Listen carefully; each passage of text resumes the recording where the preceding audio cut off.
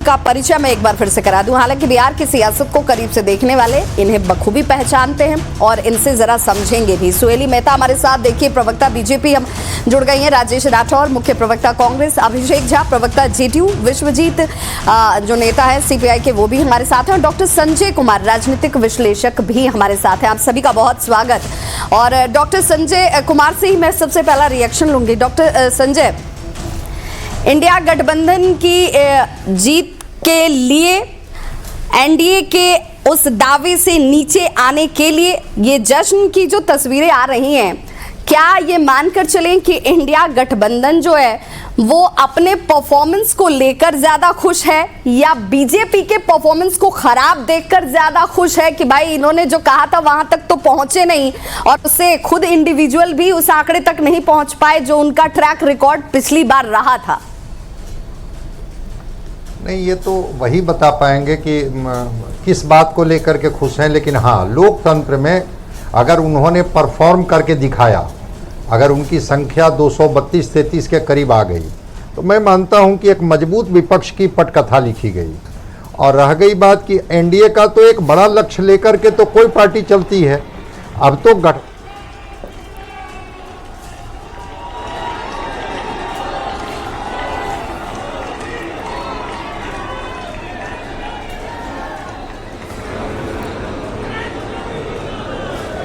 सभी अपना अपना स्थान ग्रहण करें। अभी हम कार्यक्रम को शुरू करने जा रहे हैं। अपने राष्ट्रीय अध्यक्ष आदरणीय जगत प्रकाश नड्डा जी, जिनके मार्गदर्शन में ये चुनाव हमने सभी देश भर के कार्यकर्ताओं ने लड़ा, ऐसे आदरणीय नड्डा जी को मैं नम्र अनुरोध करता हूं कि वो अपना उद्बोधन यहां हम सब के समक्ष रखे। आदरणीय नड्डा जी।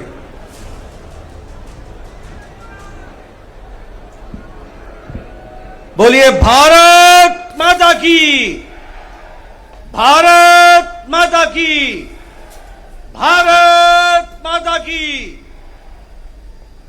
आज के इस विजय उत्सव पर मंच पर उपस्थित हम सबके बहुत ही प्रिय और देश के यशस्वी प्रधानमंत्री सम्माननीय श्री नरेंद्र मोदी जी,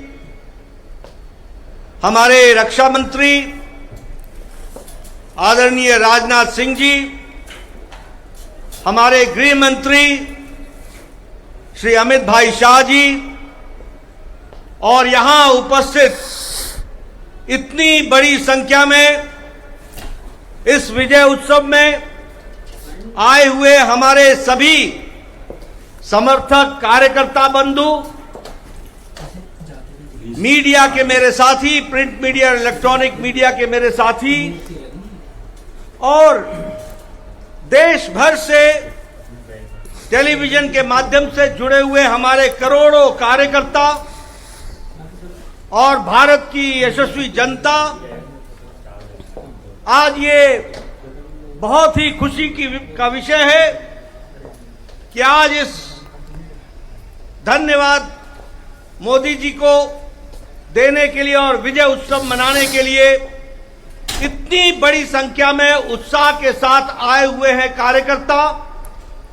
आप सब लोगों की तरफ से और भारतीय जनता पार्टी के लाखों कार्यकर्ताओं की ओर से सबसे पहले इस कार्यक्रम में मैं आदरणीय प्रधानमंत्री मोदी जी का हार्दिक अभिनंदन करता हूं, स्वागत करता हूं।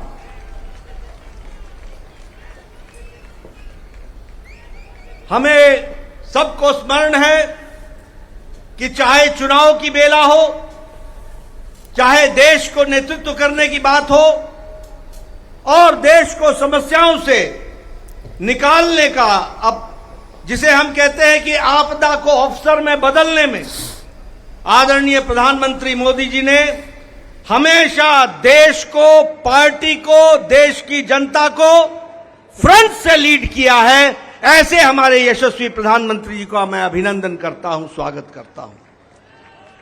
मैं आज सभी एनडीए के साथी दल और भारतीय जनता पार्टी के कार्यकर्ता जिन्होंने अथक प्रयास के साथ पीछे कई महीनों से अथक प्रयास किया और एनडीए को जो जीत दिलाई है उसके लिए मैं साथी दलों का और हमारे कार्यकर्ताओं का और साथी दलों के कार्यकर्ताओं का भी हार्दिक धन्यवाद देता हूं और उनका भी मैं अभिनंदन करता हूं।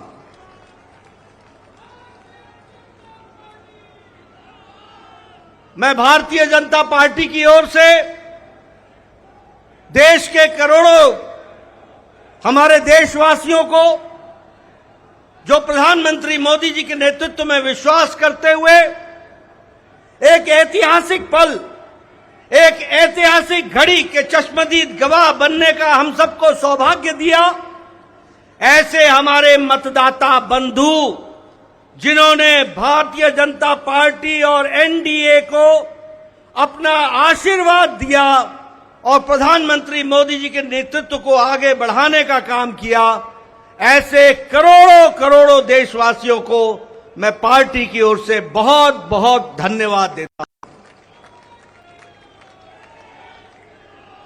हम जानते हैं देश ने एक नई करवट राजनीति में ली और एक नया इतिहास रचा है 2014 के पश्चात।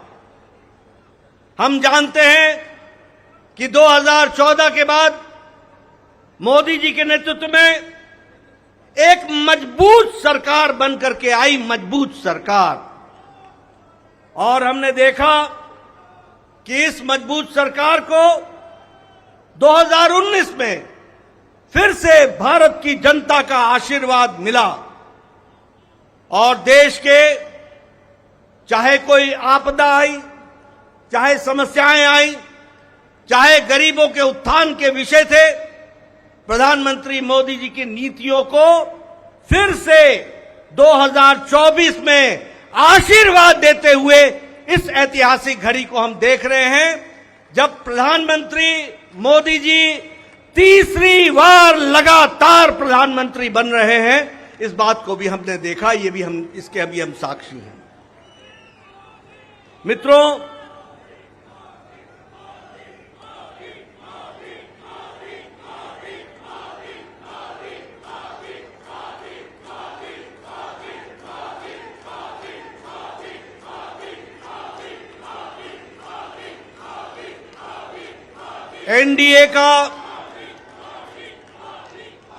एनडीए का गठन के पश्चात ये कोई भी गठबंधन पहली बार भारत के राजनीति में तीसरी बार लगातार प्रधानमंत्री मोदी जी के नेतृत्व में सरकार बनाने जा रही है और हम सब लोग खुशनसीब हैं कि हम उस ऐतिहासिक घड़ी के पल के चश्मदीद गवाह भी होंगे और साथ ही साथ उस पल को हम सब लोगों को देखने का सौभाग्य मिल रहा है। मैं यहां ये भी बताना चाहता हूं कि जो लोग देश हित के लिए काम करते हैं उन्हें चुनौतियां भी आती हैं और उन चुनौतियों को बखूबी लड़ करके देश प्रथम, देश को आगे बढ़ाना है, देश को आगे ले जाना है, इस कार्य के लिए आगे बढ़ते हैं। लेकिन कुछ लोग जिनके लिए खुद का स्वार्थ महत्वपूर्ण होता है और खुद के स्वार्थ के लिए स्वार्थपूर्ण गठबंधन करते हैं और स्वार्थपूर्ण तरीके से लोक लुभावने वायदे करके सरकार के नजदीक आना चाहते हैं, जहां ऐसे लोगों को देश की जनता सबक सिखाती है, वहीं इनका इकोसिस्टम जो देश के विकास के दृष्टि से जुड़ी हुई चीजें हैं उसको नकार देता है। बड़े बड़े राजनीतिक घटनाओं को दुनिया के सामने, देश के सामने उसको गलत तरीके से रखने का प्रयास करता है। हम बंगाल में 3 सीटों से बढ़कर के 77 सीट हो जाती हैं, उसकी चर्चा नहीं होती, कह देते हैं हम हार गए, भूल जाते हैं कि हमारे मत प्रतिशत कितने गुना बढ़े। और आज ही उड़ीसा में विशुद्ध पहली बार भारतीय जनता पार्टी की सरकार बन रही है मोदी जी के नेतृत्व में। विशुद्ध भारतीय जनता पार्टी की सरकार मोदी जी के नेतृत्व में और उनके कुशल नेतृत्व के कारण वहां बन रही है। लेकिन कुछ लोग 30-40 सीटें जीत ले तो धूम मचाने लग जाते हैं और वो भूल जाते हैं कि देश किस तरीके से मोदी जी के साथ खड़ा है। इस बात को भी हमको ध्यान में रखना चाहिए। मैं आज के दिन प्रधानमंत्री जी को इस बात के लिए भी धन्यवाद देना चाहता हूं कि आपके नेतृत्व में नॉर्थ ईस्ट में हमने एक एक प्रदेश में अपना झंडा, एनडीए का झंडा गाड़ा। और आज मुझे खुशी होती है आपके साथ ये चर्चा करते हुए कि अरुणाचल प्रदेश में लगातार मोदी जी के नेतृत्व में तीसरी बार हमारी सरकार बन रही है। तीसरी बार सरकार बन रही है। उड़ीसा में हमने 80 सीटें जीती है। 40% हमारा मत प्रतिशत रहा है और उसी तरीके से लोकसभा में भी एक तरफा फैसला लोगों ने भारतीय जनता पार्टी और एनडीए के पक्ष में दिया है। मैं आपके साथ इस बात की भी चर्चा करना चाहता हूं कि आंध्र प्रदेश में हमारे अलायंस पार्टनर के साथ वहां भी एनडीए की सरकार बन रही है। इस तरीके से परिवर्तन हुआ है। मित्रों, केरल में भारतीय जनता पार्टी ने अपना खाता खोला है। जहां हम कहीं दूर दूर तक नहीं दिखते थे, दूर दूर तक नहीं दिखते थे, उस केरल में कमल खिला है और वहां भी एनडीए की उपस्थिति हो गई है। इसको भी हमको ध्यान में रखना चाहिए। हमारे वोट शेयर बढ़े हैं।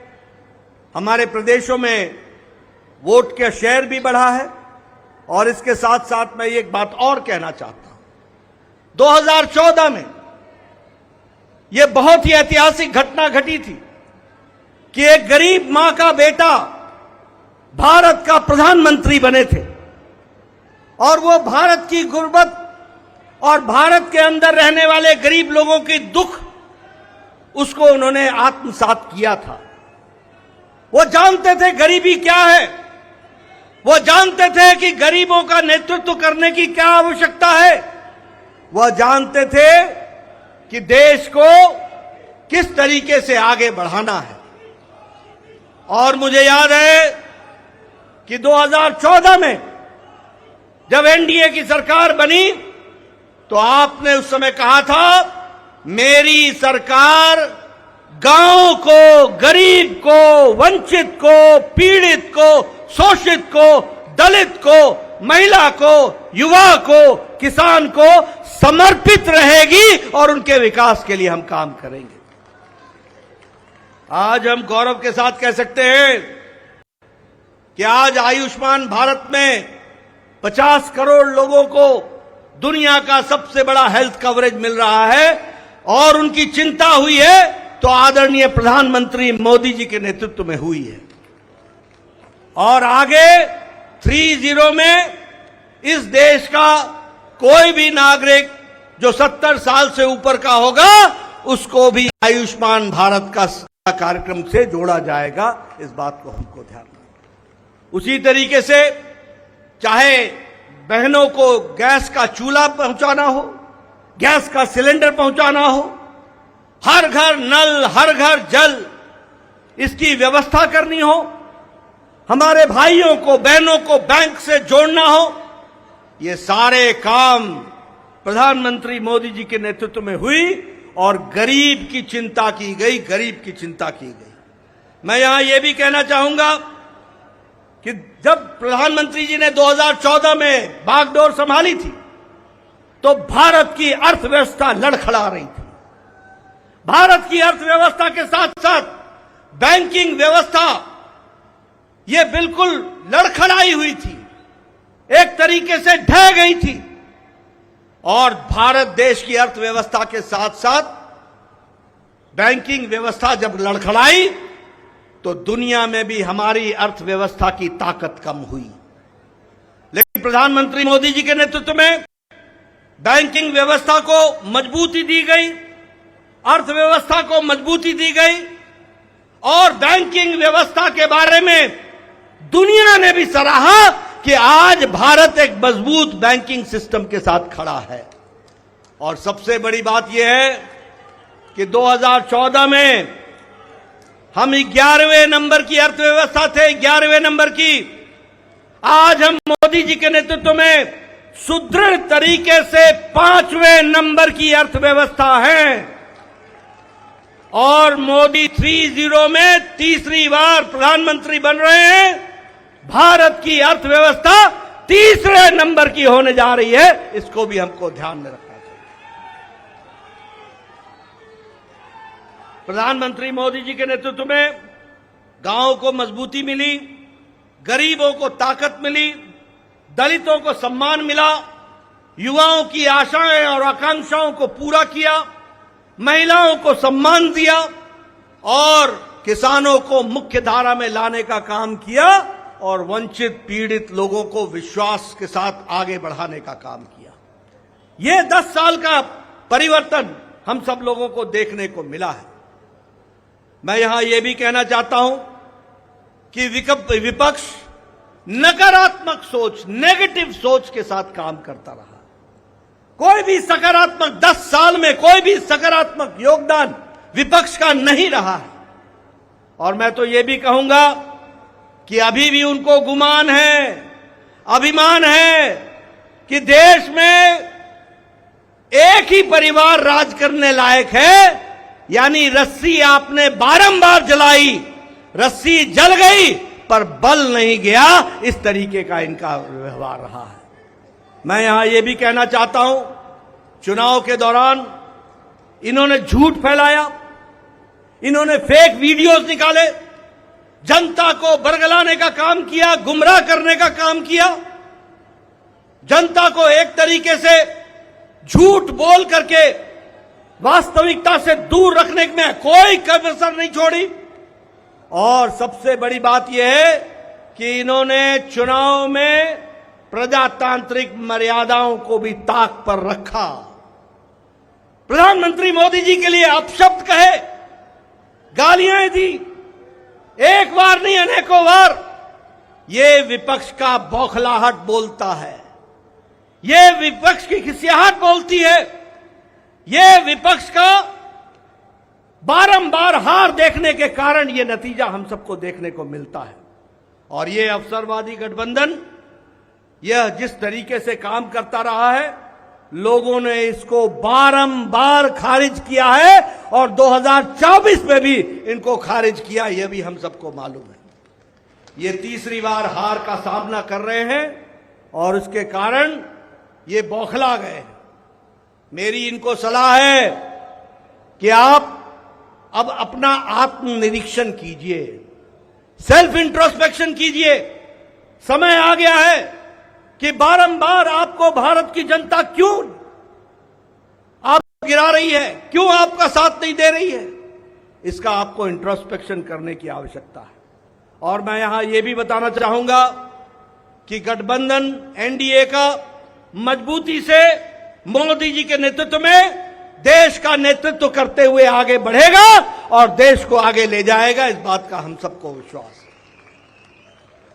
मैं यहां प्रधानमंत्री मोदी जी और आपके बीच में ज्यादा समय नहीं रहूंगा, लेकिन प्रधानमंत्री जी आपको मैं विश्वास दिलाना चाहता हूं कि एनडीए का एक एक कार्यकर्ता, हमारी पार्टी का एक एक कार्यकर्ता, जो आप हर पल, हर घड़ी, हर दिन, हर महीने, हर वर्ष पूरी ताकत के साथ देश की सेवा में जुटे हैं, मैं आपको विश्वास दिलाता हूं कि आपके नेतृत्व में एनडीए का एक एक कार्यकर्ता भारत को सामर्थ्यवान बनाने के लिए, सक्षम बनाने के लिए, आत्मनिर्भर बनाने के लिए, समृद्ध बनाने के लिए कोई कसर नहीं छोड़ेगा और आपके नेतृत्व में उसको हम सपना को पूरा करेंगे और हम विकसित भारत की ओर आगे बढ़ेंगे। मैं